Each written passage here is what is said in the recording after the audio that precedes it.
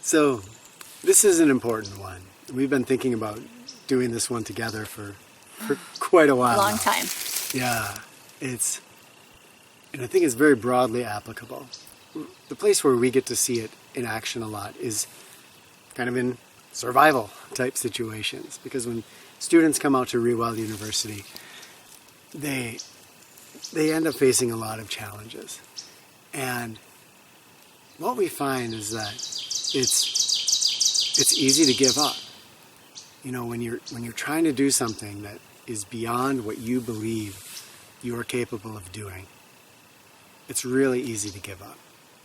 And we kind of use our willpower to fight through that. But many times I've seen where people, they just kind of give up. When they give up, you don't get that fire in the rain. Or, you know, when you're shivering and super cold and trying to do the Spartan Cold Fire Challenge and the fire, it won't happen. But there's something that can happen in this transformation that we've seen many times. And you call it letting go. Letting go. Okay, letting go, giving up, isn't it the same thing? And in the end, it sort of is semantics, but in my mind, it's separated out. Giving up is pushing your hand at something and saying, I don't care. It's turning your back on it and going in your own mind, well, it's not important, I'm not going to do it. And in a way, you're still attached. It's like when you dislike someone, you still are invested in them. It's like, oh, fine, right? Whereas letting go is holding your palms up and saying, okay, I cannot control this. And I need to release my thoughts about how it should look, about what I think, and I need to just see what comes to me. And so the letting go is an opening, and the giving up is a closing and pushing away. Yeah, that's... When you first were talking to me about this and making this distinction, it was hard for me to understand too, because those two ideas seem so the same. But I think that this letting go is the thing that has gotten me through a lot of my survival challenges on the videos that you may have seen. And it's also gotten a lot of students through things that they didn't think they could take on. I put that pine cone in there because, we're talking about having a goal. Whether that goal is to get that fire in the rain, or that goal is to get your kids to school on time in the morning. Yeah. Whatever, the project at work, so many different things. It isn't just survival out in nature. It's survival in life across the board and in trying to get things done. That pine cone, that's the goal. And you've heard me talk about this before probably. We can hold that with our fists like this. And then when we give up, our hands open, and the goal is lost. And you can see this. Often I see it in people's eyes before they even begin a challenge. And I can tell this is not going to happen. They've already given up. But when we can hold that pine cone and then open our hands like this, we're still holding it. But there's a release of that energy that's used in clenching.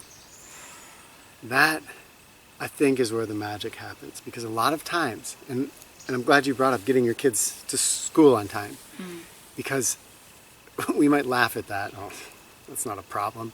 But people can get really stressed about something like that. And you feel all this weight and this pressure. Tension. It's even physical. And then what happens? You snap at people. You make poor mistakes. You drop your only match for your one-match fire challenge. And suddenly, all of that wanting to control is working in the opposite direction and things are falling apart.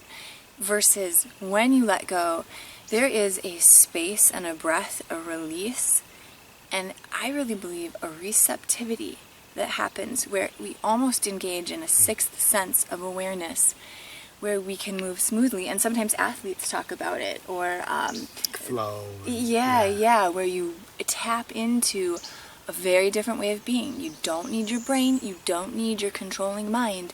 You simply need that letting go to be right where you are. For me, one of the cool things about this is that it gets us to believe in ourselves. Let's say you want to quit your job and you have this dream and you want to go for it, but it feels like jumping off a cliff.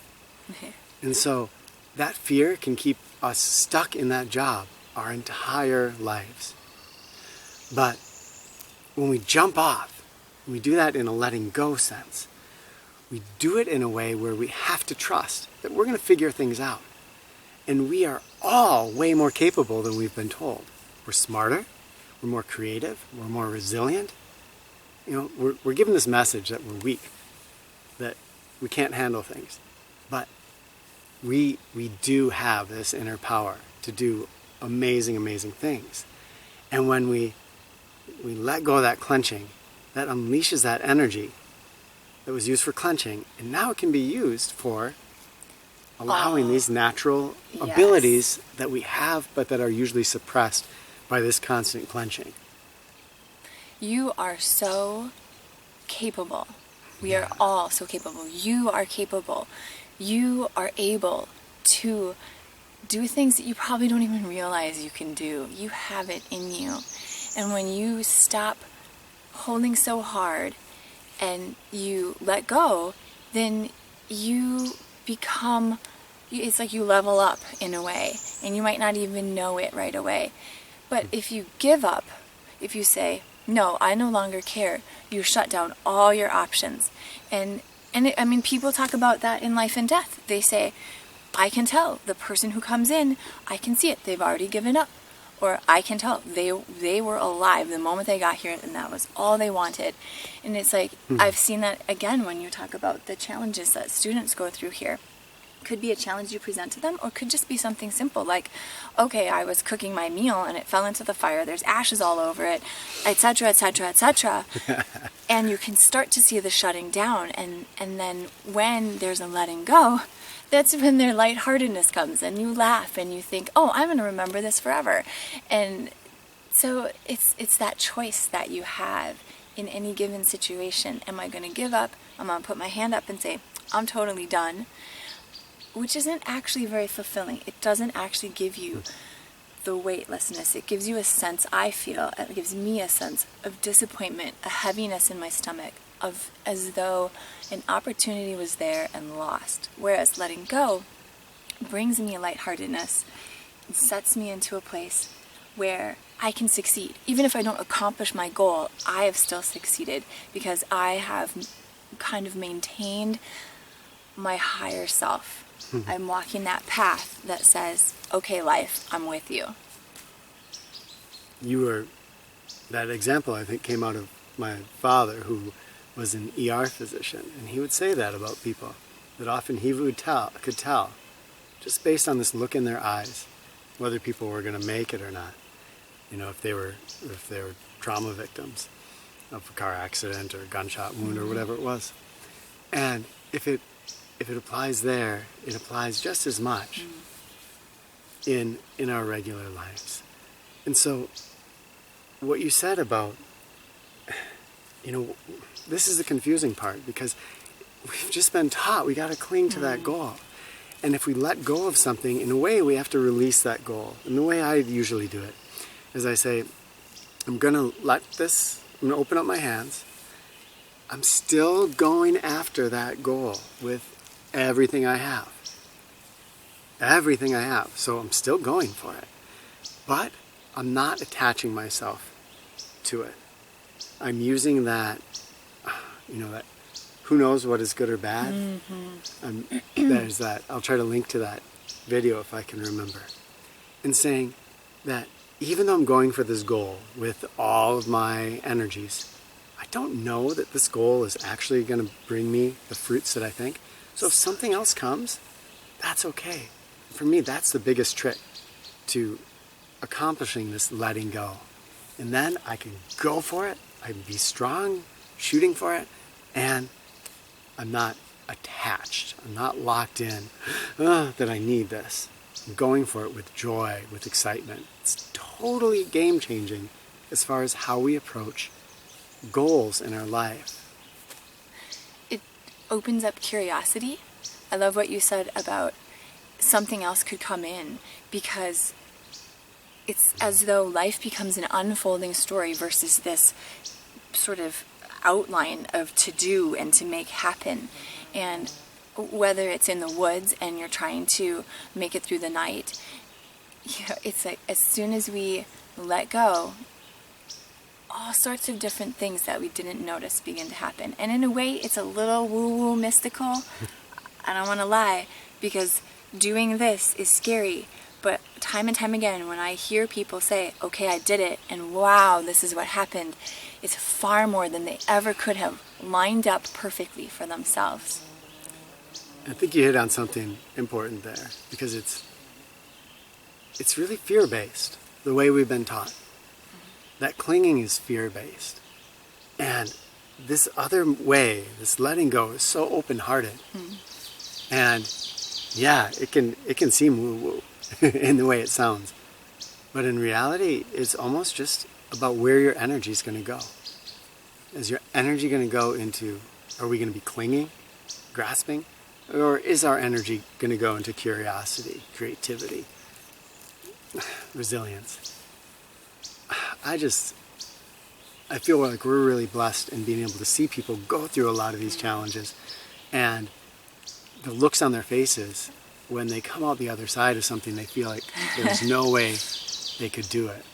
I mean, Simon's out here right now doing 3 nights in the woods, no food, no sleeping bag, no tent, just sitting in one small spot, just himself and nature, and a million mosquitoes and probably rain tonight, and he's just going to be there. And that's going to be a super powerful experience. A lot of us would think, oh, I could never do that. I wouldn't be capable of that. And when we're clinging, we can't. But he's developed so much openness here, so much ability to let go, that my prediction at least is that he's going to come out the other side of this with quite a story to tell. Oh, he's going to have gifts for himself and to share with other people. I feel that the message really is, you have it in you. And the quickest route to that sometimes is not organizing everything the way you think it is, but stopping in that hectic morning when you're trying to get out the door and everything's so important, and stopping for one moment and saying, what if I'm the mom whose kids are late all the time, but I'm the mom who knows what her kids love, who's there with them, who has the time. It's just like, choose what it is that's important, and as you let go, the things that really matter step into your life more. They show up, and soon it is enriched with that. So here's how to do it if you want to try it. First, believe in yourself.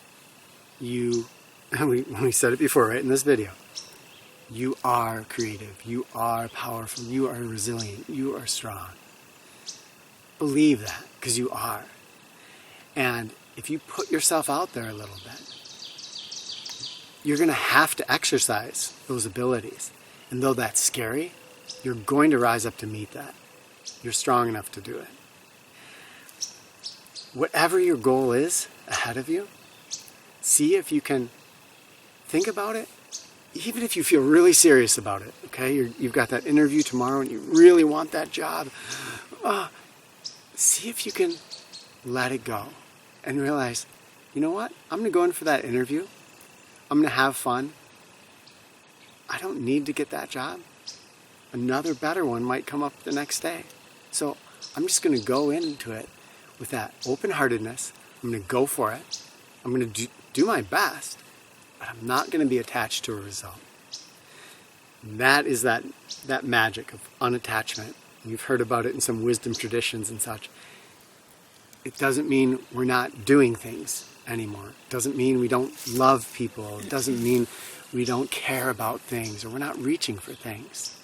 It does mean that we don't need to have that thing in order to feel fulfilled. We realize that life is filled with twists and turns, and that goal that you're going after may not bring you the fruits that you want.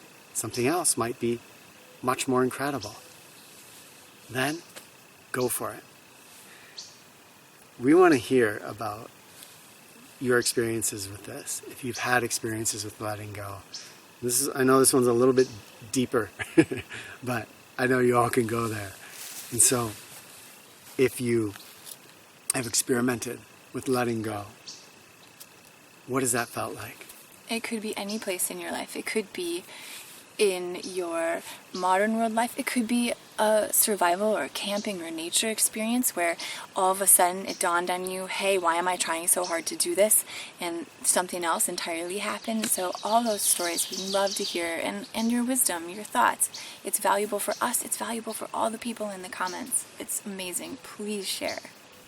This is the secret superpower that all of us have inside of us. Let's talk about it. Let's unleash it. Let's see what it can do.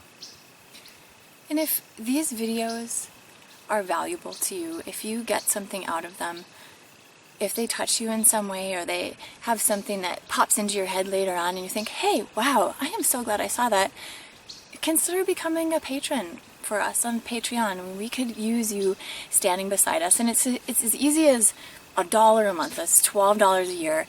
And that helps us to do more of this, to reach out more, to stand with you, and to change this whole environment that we're in to make it more nourishing for everybody. Thank you, friends. We'll talk with you soon.